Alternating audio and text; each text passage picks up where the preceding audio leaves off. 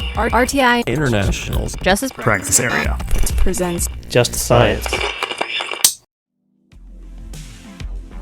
Welcome to Just Science, a podcast for justice professionals and anyone interested in learning more about forensic science, innovative technology, current research, and actionable strategies to improve the criminal legal system. In episode 8 of our case study season, Just Science sat down with Brian McVicker, a forensic footwear and tire examiner at the Federal Bureau of Investigation, to discuss developing shoe and tire impressions on fabric using ninhydrin. When a victim is stomped or run over, the transfer of skin cells onto the inside of the victim's clothing can leave an impression of the shoe or tire that was used. Due to the valuable information this can provide to investigations, the FBI Laboratories Footwear and Tire Group performed a validation study exploring the efficacy of ninhydrin to develop footwear or tire impressions on the inside of clothing, especially focusing on using an iron as a heat source in dark fabrics. Listen along as Brian describes how the study has expanded existing ninhydrin processing procedures, scenarios in which ninhydrin processing would be helpful to a case, and the value of involving interns in this type of research. This episode is funded by the National Institute of Justice's Forensic Technology Center of Excellence. Some content in this podcast may be considered sensitive and may evoke emotional responses or may not be appropriate for younger audiences. Here's your host, Jacqueline McKay. Hello, and welcome to Just Science. I'm your host, Jacqueline McKay, with the Forensic Technology Center of Excellence, a program of the National Institute of Justice. On today's episode, we will discuss a validation study performed by the FBI Laboratory Footwear Tire Group to test ninhydrin's efficacy to develop footwear or tire impressions on clothing. Here to discuss this study is Brian McVicker. Welcome to the podcast, Brian. Thanks for talking with us today. Thanks for inviting me. So you work for the FBI laboratory wearing various hats with regards to the footwear and tire discipline. Can you walk us through your roles and tell us a little bit about your background? Sure. My background in forensic science came in 2001 after graduating from the University of Florida. I was hired by the Georgia Bureau of Investigation in 2001. Initially, I was a forensic document examiner, so primarily looking at handwriting, inks, and things of that nature. But in 2006, the Trace Evidence Unit had been performing footwear and tire analyses, and they were overwhelmed. And so we were underwhelmed in the document section. So I got trained to do footwear and tire analysis. Then a couple of years later, in 2009, I was hired at the FBI laboratory where I am working today. So I'm an examiner. So I do analyze evidence, issue reports, review others' casework, and then testify as necessary. And I also serve other two more leadership roles. One is the technical leader. So in that role, I have technical oversight of the footwear tire discipline. And so the primary focus of the technical leader is to handle quality assurance matters. And then in addition, I'm also the research and tech program manager for the footwear tire discipline. As we all know, footwear and tire impressions are a common type of evidence found in crime scenes. However, I think it's less common to actually process clothing for footwear and tire impressions. So in cases where a victim was stomped on or was involved in a hit and run, can you discuss how and why footwear and tire impressions may be developed on the inside of the clothing worn by the victim? Yeah, so in those types of situations where somebody's stomped or being run over by a car, there's significant force applied to the victim, and he or she will likely be wearing clothing. And so what happens is when the force is applied, it causes the skin cells from the victim to transfer to the inside of that innermost layer of clothing. And when that happens, there's a chance that those skin cells can be visualized. Either they are patent. That means that we might have a dark colored sweatpants. They get run over on the leg. And if we turn these sweatpants inside out, we might see some light colored impressions on the inside. But then also there's latent impressions where we've got maybe a light colored undershirt and you can't see any impressions. And so we'll have to use alternate light sources or chemical means to try to develop those impressions.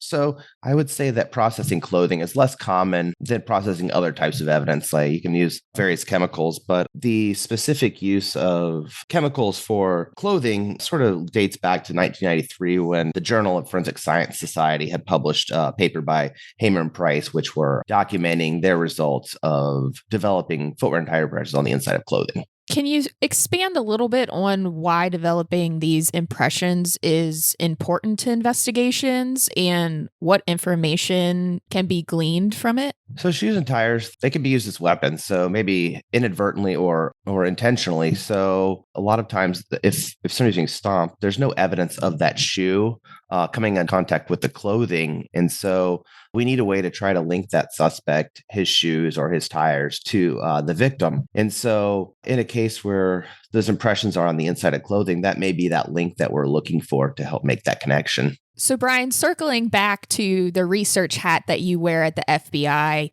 the validation study that you participated in involved ninhydrin. Can you explain what that is and how it is typically used? Yes, it's a chemical reagent that reacts with amino acids to produce a deep purple color. And that has been coined the Rumen's purple. And it's been long used in the friction ridge or fingerprint community to develop fingerprints on porous substrates such as paper, wood, and even fabric. And the ninhydrin reactions can be catalyzed, meaning you can make it turn purple quicker if you use a heating chamber, which has heat and humidity. And then secondarily, you could use a steam iron to also catalyze the reaction. If you were to leave the evidence that had been processed with ninhydrin, if you were to come back in the lab the next day, you would likely see that same level of development. But oftentimes we're in the middle of lots of other things. So if we can do it quicker, faster, and see that reaction, we're going to. And so that's where the heating and steam come into play. And it's normally used on light colored substrates, white t-shirt, light colored paper, cardboard, because the purple color contrasts well with those particular substrates.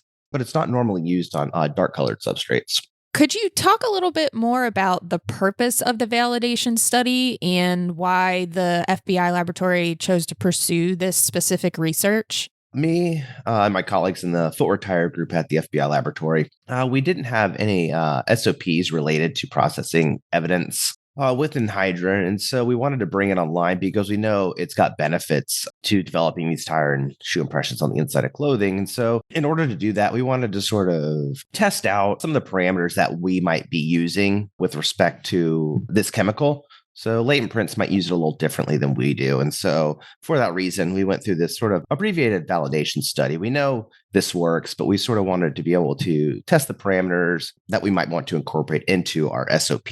Yeah, so it was this sort of opportunity also to refine what we would do with a steam iron specifically, since most of the time it's being used in a humidity chamber. And there wasn't much literature published on what you do with a steam iron. They said you can use it as an alternative, but nobody really specified how or what to do. And so we thought this was a good opportunity to test that out. And then we wanted to also test out dark colored fabrics to see if ninhydrin was also a viable solution for those types of clothing. Since I stated earlier, light colored works best with the purple color. But as an alternative to DFO and Indian dione, I thought it would be neat to see what we could do with ninhydrin. And so we incorporated that into this validation study. Also, another happenstance was that we had FBI interns coming on board right about this time when we were going to do the validation study. So I was approached by my manager saying, "Hey, would you like any interns?" And so thinking with my colleagues, we said, yeah, this seems like a good opportunity to get them some good laboratory experience and then also being able to benefit from that from an operational standpoint. So that was really exciting. It was fun to work with some young people,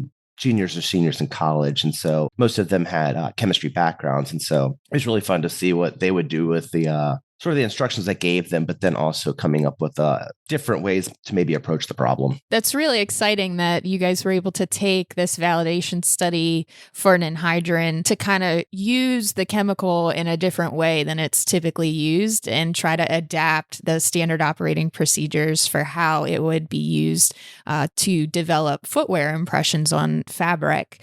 And then I also love that you were able to incorporate interns because I know, at least in my experience in a government lab, the interns can't touch casework, and just getting them involved with research and actually having hands-on experience with how this will work in the practical environment is really exciting. So if any of our listeners are interested in the FBI Honors Internship Program, could you provide a little bit more information about that? Yes, it's a great program. So it's targeted for juniors or seniors, undergrads, and then also those pursuing master's or doctoral degrees.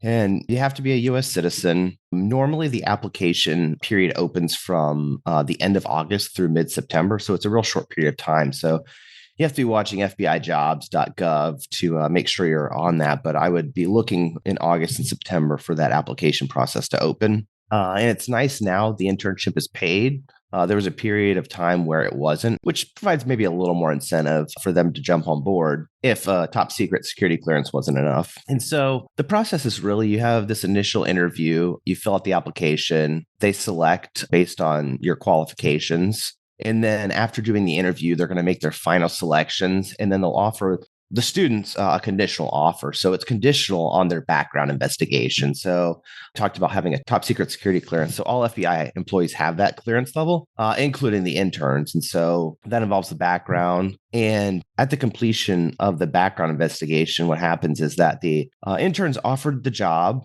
and they will have the top secret security clearance that all other FBI employees have. So it's really nice at the end.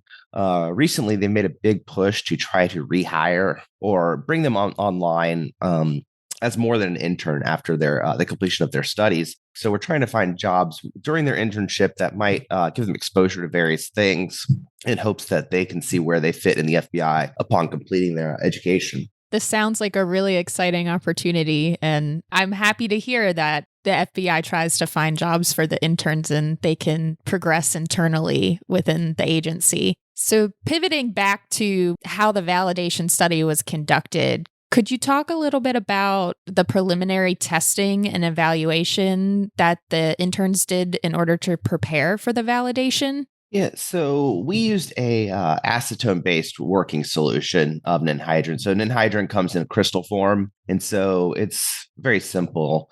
You mix the acetone and the crystals together, they eventually dissolve, and now you have what we call the working solution. That was pretty standard. I told them what the solvent was going to be. They prepared it, but then where they had some liberty was to look at different fabric types. And so after letting them know what the objective of this was, we want to find they were looking for clothing that might likely be worn on the inside. We had things such as sweatpants, gym shorts, t-shirts, khakis, and jeans that they selected as representative of things that people might wear at direct contact with their body. Then they had the iron, and they were thinking about, we're going to have to iron the fabric. And so they went and tried to find a sample size that would fit under the iron for best exposure to the heat and humidity. And so they ended up with a 4.5 inch by 10 inch swatch. And in that surface area, they were able to squeeze in 10 impressions. And so we have these 10 impressions. And what they did is they used a depletion series. So manually applied from an amino acid reference pad. So this is sort of the control. You know that if the solution is working, it should produce this positive purple color. And so they did that, and you ink it once, and then you make 10 impressions using that reference pad matrix, and you have this depletion series. So the first one is going to be more concentrated than the 10th. And so it gives you sort of an idea of how concentrated it might be to be able to make the reaction occur. Then they also were looking at optimal conditions for catalyzing the reaction using a steam iron, which was less published. And so they worked with one particular sample. It was the lab coat, which is a white lab coat. So they were testing the sort of three factors: the time it took to apply the heat and humidity, what temperature we should put the iron at, and then also what level of humidity should we expose it to. And so based on lots of testing, they determined that using the heat setting for cotton blend, which on this particular iron was setting 4, and then keeping the iron at the lowest steam setting after giving it one quick burst of steam at the onset, and then ironing the sample for about 30 seconds, that tended to develop a nice purple color on that white background. And it didn't have overdevelopment, indicating that there might be some purple staining on the background. And so based on that, that's what we went with. And that was really their recommendation. So it was nice to be able to see them sort of use their scientific knowledge and lab work experience in college to help refine this process. And so the chemical, it's a solution. And so in order to apply it, they used an aerosol sprayer. So it's kind of like a can of spray paint, but you can put any solution, whether it's paint or chemicals, in the vial. And then it gives you a nice fine mist that you can apply onto the sample. So after they have these samples. They've got the purple color. Now we need to record it. And so I wanted them to test out some different imaging options. And so it's very easy to image light colored things. So they just used a standard DSLR camera and white light to image those samples. But we knew that we weren't likely to be able to visualize the impressions on the dark colored fabric. And so we looked at different options using an ALS and things of that nature. But recently, the FBI lab had purchased a phase 1 rainbow imaging solution. So this is a combination of filters on the lens of the camera and then also a myriad of colored light sources at various wavelengths. And so it's really nice because it captures 60 narrowband wavelengths going from 365 to 940 nanometers. It's on a copy stand connected to a computer. And so they did some testing to see what conditions might be optimal for developing these impressions on dark colored fabric. So the initial testing proved that there were some successes seeing these impressions on the dark colored substrate. So we thought this would be the easiest option.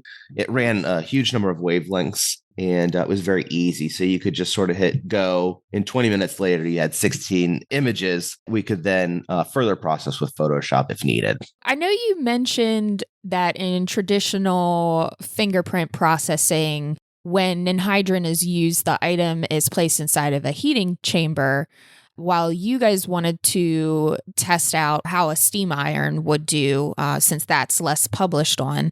So can you talk more about why you opted to use the steam iron and kind of elaborate on the process differences between using a steam iron versus using a heating chamber?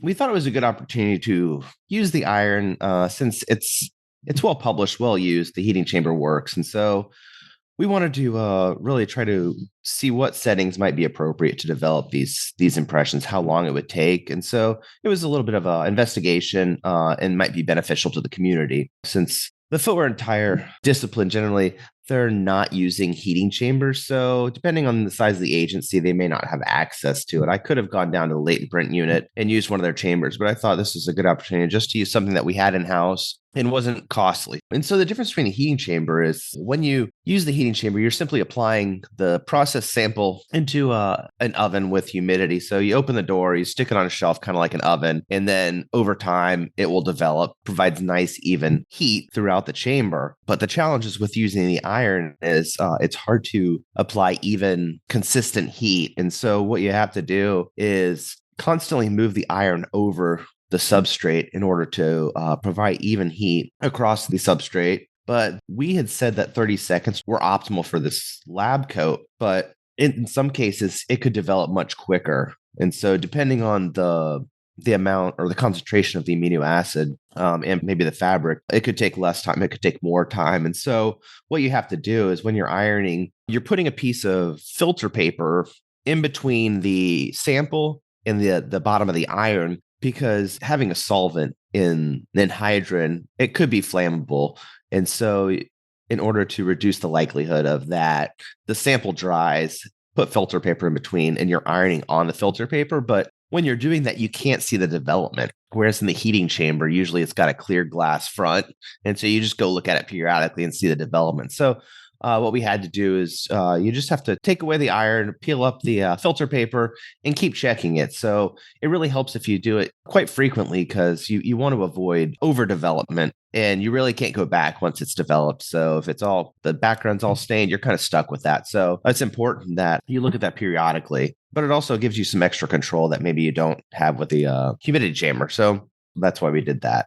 Based on your validation, what are your conclusions and recommendations for processing fabrics with ninhydrin? So the results showed that in all the samples provided, there were about 1 or 2 impressions on each of those different substrates, which would be the ones with the highest concentration, impression 1 and 2. But there were definitely varying results between the different samples. The light color samples, they performed as expected. The development happened easily. You see the purple color. But when it came to the dark colored substrates, there was a wide range of wavelengths that worked depending on the material and depending on the color of the clothing. In some cases, visualizing those impressions on dark colored fabric were better enhanced with Photoshop. And so that combination of chemical processing and then adding Photoshop in there, we were able to see more than we would have if we just used the chemical. And the specific wavelengths that we found to be useful in visualizing the impressions were 385, 400,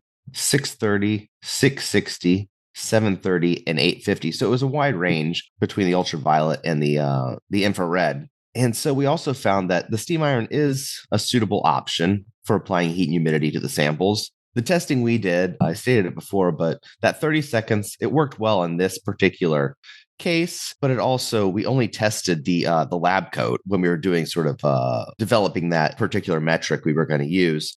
So I think in hindsight, I might have used other fabrics at the initial testing, but it didn't seem to impact significantly our results. And so what I recommend is that you test a non-evidence portion of the particular clothing that you have in evidence and process that and see how quickly the reaction is taking place. And you can do that before you then go and process the samples, sort of give you a control. And also, we had a particular gym short that was polyester athletic shorts, and they burned when we were applying the heat. And so it kind of distorted the fabric. You might want to use the particular fabric setting on the iron in those cases, or just to be safe, you can also use a lower setting on the iron, and the difference will just take a little bit longer. So that's really exciting to hear that a steam iron is a suitable option for processing fabrics with ninhydrin. So for those footwear units out there, they have that as an option, but I know sometimes the footwear units are combined with the latent print units. So would they still be able to use a traditional heating chamber if they wanted to? They could. And they're actually probably more experienced with that anyway. So I think if I had access to a heating chamber, I might use that. The only difference is if you had something large that may not fit nicely in there, or if you had different areas along the shirt or a sweatshirt that you might want to process, the iron may just lend itself to be more useful in some of those situations. Good to know. Are there any areas that you would like to see expanded in possible future studies? Yeah, as we're just talking about the iron versus the heating chamber, it would be interesting to have a more controlled study where you really isolated those two variables to see if there was any performance difference between the two ways to catalyze the reaction. It might also be interesting to see how ninhydrin, DFO, and Indian dione perform on dark colored substrates. So with Indian dione and DFO, it requires alternate light source to produce a luminescence reaction, so a light color reaction, and the background's dark. And so it's a little more tricky to photograph than it is if you were to use ninhydrin in using a system like we had used. It's very easy. So I wouldn't mind seeing how those three chemicals compared on dark colored substrates. Speaking of future studies and new research, as the research and technology program manager, are there any other areas of footwear and tire research that you're involved in and would like to speak about? Several years ago, we started a study on what they would call a black box study. So you're trying to evaluate the performance of footwear examiners when provided comparison sample sets. And so there's been a lot of criticism over the validity of a lot of these pattern-based disciplines, including footwear. And so this was an opportunity for the FBI laboratory to step up and make a robust assessment of performance of examiners. It was open to both international and U.S. participants. And it took us several years to complete. Each person was provided 100 samples. And so we got a lot of good data. And overall, the study went well. So the performance was good. And that was a lot of fun. I got to help with the design of that project and then also the execution and then helping out with the analyses. I worked with researchers and statisticians on that project. And so I brought the sort of subject matter expertise when it came to footwear and tire. I wanted the results to be able to be understood and used by practitioners like myself. And so I sort of brought that to ensure that what we reported out and the conclusions we found to be useful to the audience. And within that study, we came out with a sort of a mini research project where when developing the crime scene-like samples that we prepared using known footwear and various substrates, tile, paper, things of that nature, we needed to see if there was a way to assess the quality of each of those crime scene-like impressions, because we wanted to ensure that the samples we provided were representative of low quality stuff, high quality stuff. So, if you have a high quality impression, it's going to be easier to see similarities and differences, but the confidence in the examiners or their ability to come to the correct conclusion may diminish as the quality decreases. And so we set up the samples based on quality. And so we were able to create a rubric. The subject matter experts, including myself on that project, we assessed the quality using a numerical score. And that numerical score helped to feed into the composition of the comparison sets. And then before that, I was the leader of the National Footwear Database study to assess the feasibility of a national footwear database here in the U.S. This would be using shoe prints at crime scenes or shoe prints collected from arrestees to develop links between scenes or to develop suspects.